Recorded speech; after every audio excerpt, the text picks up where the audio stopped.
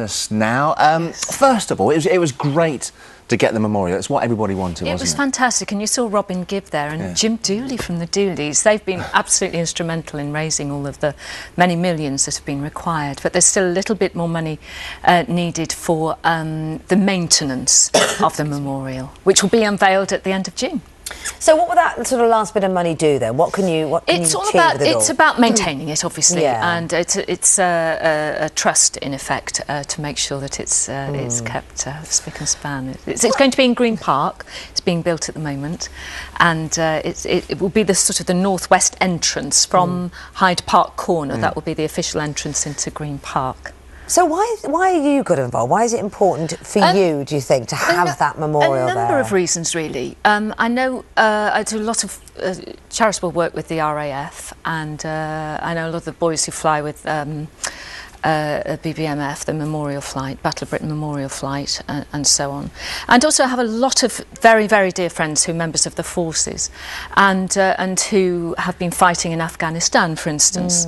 And I know that they feel very strongly about it, that because there were, you know, almost half of those who fought in Bomber Command during World War II, so over 55,000 of them, died. They were young men, by and large, who died.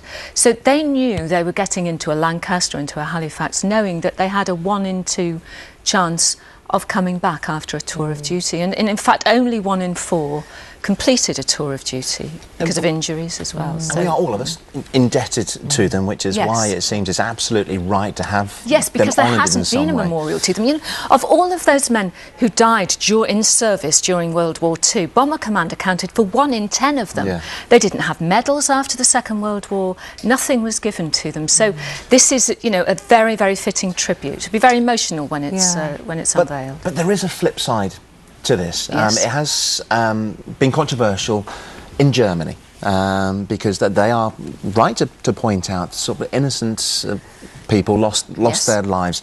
How do you approach that controversy, Carol? And well, obviously it was regrettable that any of that happened, but it was World War II, and Bomber Command took the war to the enemy. That was their purpose. They could go to places where the fighters couldn't go, and there's no question that the influence of Bomber Command affected the outcome of the war.